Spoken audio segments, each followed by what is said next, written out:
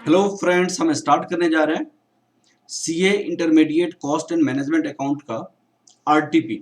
हम इसमें क्या करेंगे, आपको हर एक चैप्टर वाइज जो आरटीपी की क्वेश्चंस होगा वो सारे क्वेश्चंस को करेंगे। आज हम मटेरियल कॉस्टिंग से रिलेटेड आरटीपी की जितनी भी क्वेश्चंस है वो सारी क्वेश्चंस करेंगे। ठीक है ना बेटा। अब चलिए हम ये क्वेश्चन नंबर 1 देखते हैं जो मटेरियल कॉस्टिंग का है। और ये जो है यह क्वेश्चन पूछा हुआ है मई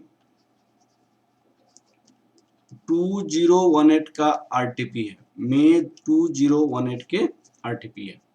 इस क्वेश्चन में क्या है, Aditya brother supply surgical gloves to the nursing homes and polyclinics in the city. These surgical gloves and sold pack 10 pairs, a price of rupees 250 per pack. Price इसका कितनी है, रुपीज 250 पर पैक है। ठीक है। For the month of April 2018 it has been anticipated that the demand for packs 60,000 demand है 1 month के लिए। यहाँ पे फॉर द मंथ अप्रैल, इस मंथ में आपको 60,000 डिमांड्स है। ठीक है, इस पैक का surgical gloves will arrive.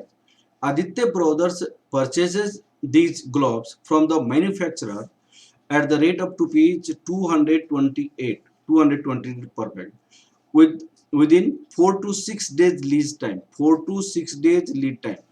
The ordering cost आपका ये है और स्टोरेज कॉस्ट आपका यह है और ईओक्यू निकालनी है। तो ईओक्यू का फॉर्मूला क्या होता है बेटा, रूट अंडर 2AO/C। तो यहाँ पे ऑर्डरिंग कॉस्ट आपको ऑलरेडी दिया हुआ है, कैरिंग कॉस्ट आपको निकालना पड़ेगा और एनुअल कंजम्पशन आपको निकालना पड़ेगा। ठीक है ना। तो सबसे पहले हम आपके क्वेश्चंस में एनुअल कंजम्पशन निकालते हैं। Working node first, working node first, calculation of annual consumption of raw material, calculation of annual consumption of raw material, annual consumption of raw material. तो इसको ए से रिप्रेजेंट करते हैं।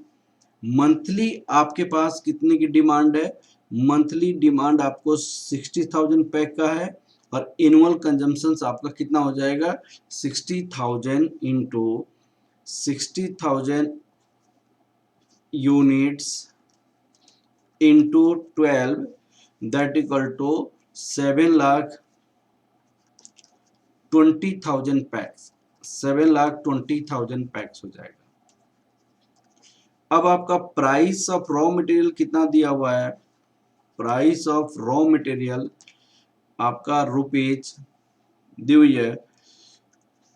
प्राइस ऑफ रॉ मटेरियल आपका दिया हुआ है, Aditya brothers purchase this gloves from the manufacturer, ये 228।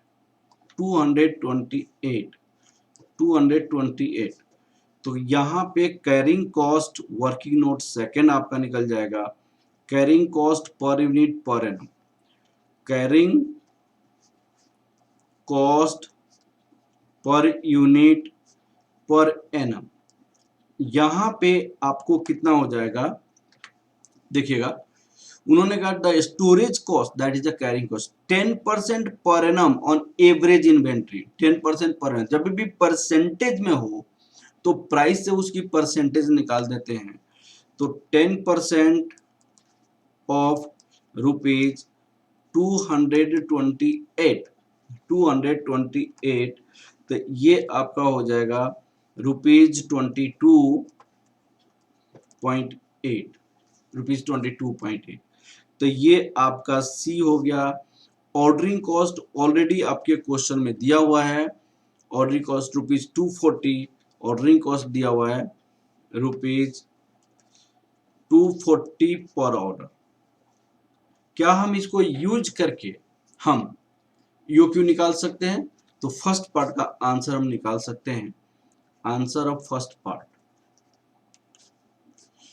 Calculation of EOQ, calculation of EOQ, EOQ equal to कितना हो जाएगा, root under 2AO/C, root under two 7,20,000 annual है। वो आपका कितनी है, 240 है। कैरिंग कॉस्ट हमने कितना निकाला है, 22.8। तो ये आपका हो जाएगा 3893। अब आपसे सेकंड में क्वेश्चन क्या पूछी गई है, calculate number of order needed every year. Number of order, तो इतनी हम आपको डिमांड करेंगे तो नंबर ऑफ ऑर्डर कितना होगा। तो answer of second part, number of order, number of orders. अब देखिए total annual requirement divided by EOQ. 7,20,000 आपकी मटेरियल चाहिए, आप परचेज करते हैं कितना कितना, 3893 करके परचेज करते हैं। तो टोटल आपको कितनी रॉ मटेरियल हो जाएगा, कितनी, 389। तो 184.9 order, that equal to 185 order आपको करना पड़ेगा। 185 ऑर्डर आपको करना पड़ेगा, 185 ऑर्डर। ठीक है ना बेटा। अब आप चलिए यहाँ पे दूसरा क्वेश्चन क्या है, आपको यहाँ पे देखिए, calculate total cost of ordering and storage of surgical eight EOQ. हम लिख देते हैं एट ईओक्यू। तो total ordering cost and storage cost at EOQ क्या होता है। तीसरे पार्ट का आंसर जो है, answer of third part, total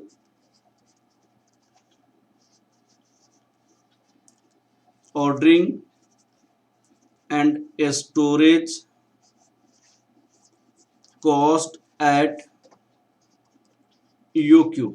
तो इसका फॉर्मूला होता है रूट अंडर 2AOC। तो कितना हो जाएगा यहाँ पे, रूट अंडर 2AOC। तो 2 तो होगा ही, और यहाँ पे 7,20,000 है। ऑर्डरिंग कॉस्ट कितनी है, 22.8। Carrying, sorry this is a carrying cost. Carrying cost, ordering cost कितनी है, 240 है, 240 है। तो ये टोटल हो जाएगा रुपीज 88,767.56। ये total ordering and carrying cost हो जाएगा। ठीक है ना। तो यह बहुत ही सिंपल पार्ट था जो आपने बनाया। लास्ट वाला पार्ट मोस्ट इंपॉर्टेंट है, ये वाली पार्ट मोस्ट इंपॉर्टेंट है। इस क्वेश्चन में आपको अगर प्रैक्टिस करनी है, याद रखनी है कि क्या इंपॉर्टेंट है, तो ये वाली पॉइंट्स को आप रिवाइज करनी है, ये वाला पॉइंट्स को रिवाइज करना है।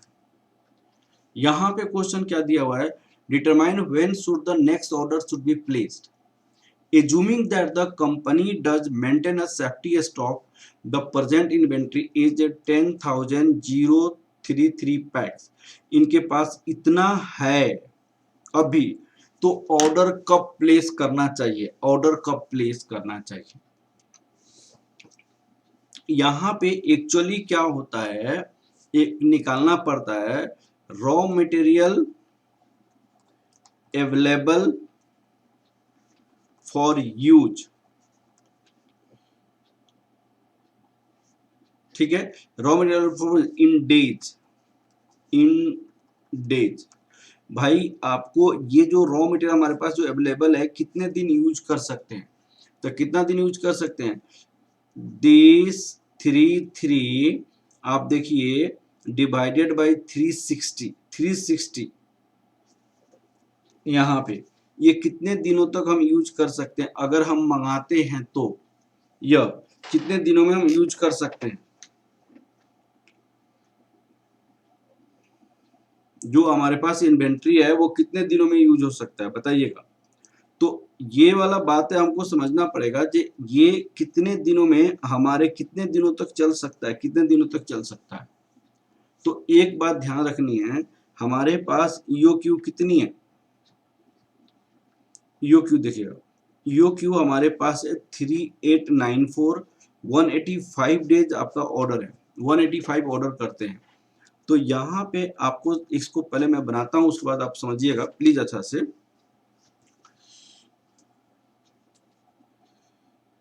raw material used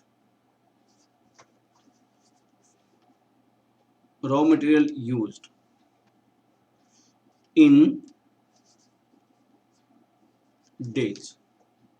अब सुनिएगा, यहां पे 3893 आपकी रॉ मटेरियल अवेलेबल है, 3893 रॉ मटेरियल अवेलेबल है। एक बार अगर मंगाते हैं तो उतना बार 185 डेज, 185 टाइम्स मंगाते हैं, तो 185 टाइम्स मंगाते हैं तो एक बात बताइएगा कि 360 डिवाइडेड बाय 185 आपको कितने इंटरवल पे ईच ऑर्डर आपको मंगाना पड़ेगा, कितने इंटरवल पे? तो 360 डिवाइड 185, तो हमारे पास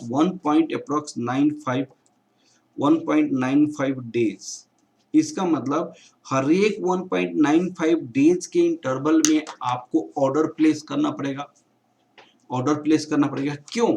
क्योंकि ये वाला जो रॉ मटेरियल है इतने दिनों में आपका कंज्यूम हो जा रहा है, सेफ्टी स्टॉक के अलावा ये वाला जो रॉ मटेरियल है इतने दिनों में आपका क्या हो जा रहा है, कंज्यूम हो जा रहा है।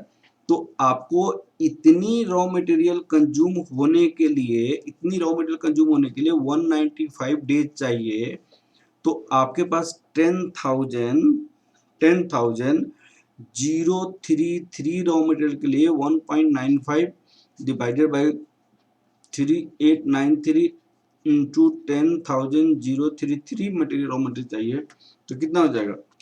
1.95 डिवाइड 3893 इंटू 10,033 आपका कितना दिन हो जाएगा? अप्रोक्स 5 डेज हो जाएगा। इसका मतलब क्या है कि 5 डेज को चलने के लिए आपके पास रॉ मटेरियल अवेलेबल है।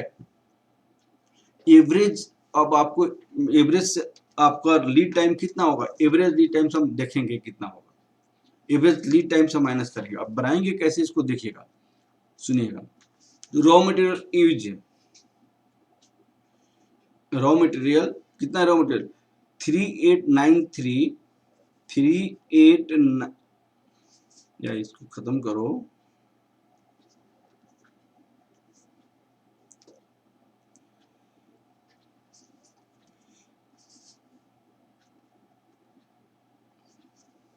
देखिएगा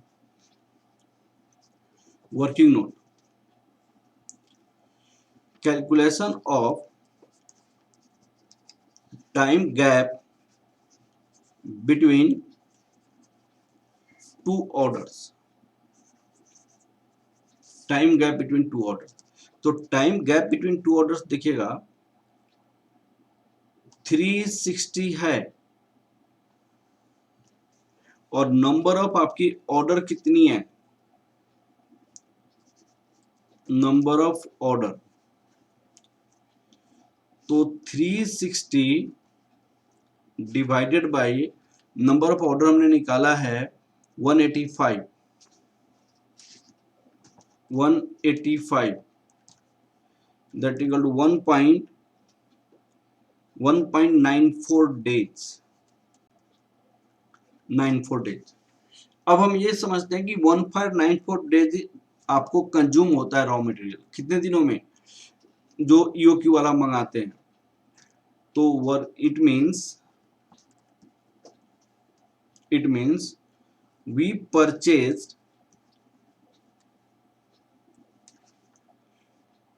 ईओक्यू कितनी? 3393 यूनिट्स, 3893 यूनिट्स।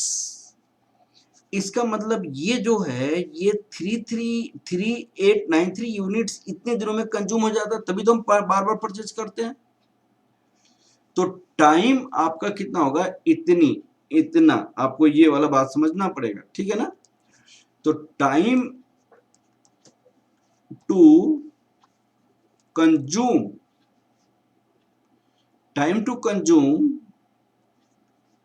जो हमारे पास रॉ मटेरियल अवेलेबल है, सेफ्टी स्टॉक 10,033, ये 10,033 कितना होगा? Time to consume 10,033 units.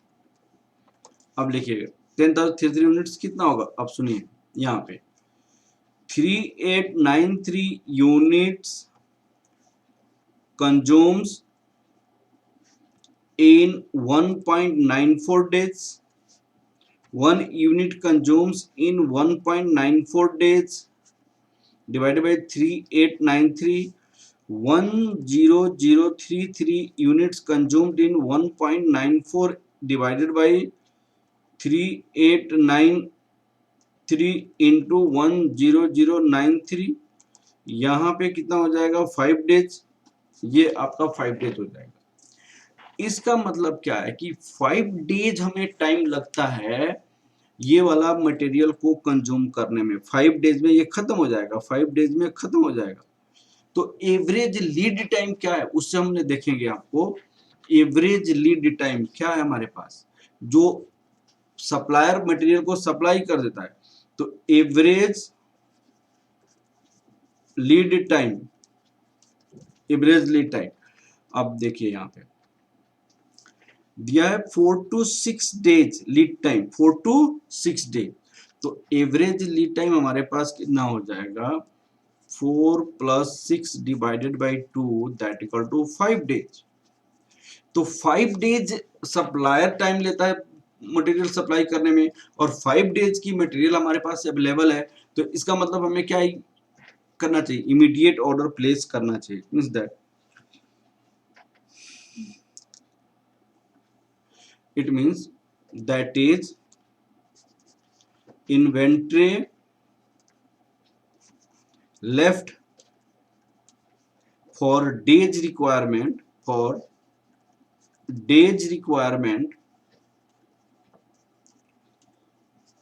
is equal to average lead time, average lead time, average lead time. Hence we should place immediate order, we should place immediate order. Inventory left for days requirement, we should place immediate orders। 5 days के लिए हमारे पास material ही available है, और 5 days में हमारे पास क्या होता है, लीड टाइम भी होता है, तो इमीडिएट ऑर्डर प्लेस करना चाहिए। यही आपका क्वेश्चन है। लास्ट वाला पार्ट आपको बहुत अच्छे से ध्यान देना पड़ेगा। सबसे पहला क्या करना पड़ेगा, स्टेप नंबर ऑफ ऑर्डर निकालना पड़ेगा, नंबर ऑफ ऑर्डर निकालना पड़ेगा। दूसरी बात डेज टू प्लेस, डेज या number of time gap, days to place each order, और इसको क्या कर सकते हैं, time gap between two order के बीच में क्या टाइम होता है। तो हम मानते हैं कि इस टाइम में हमारे पास EOQ का कंजम्पशन होता है, इस टाइम में EOQ का कंजम्पशन होता है। तो सेफ्टी स्टॉक के बेसिस पे हम जो हमारे पास सेफ्टी स्टॉक में जो है उसके लिए कितना टाइम चाहिए और एवरेज लीड टाइम क्या है उसके बेसिस पे हम निकाल लेते हैं। ये वाला स्टेप 2-3 बार आप समझिएगा, ठीक है। Okay, thank you class.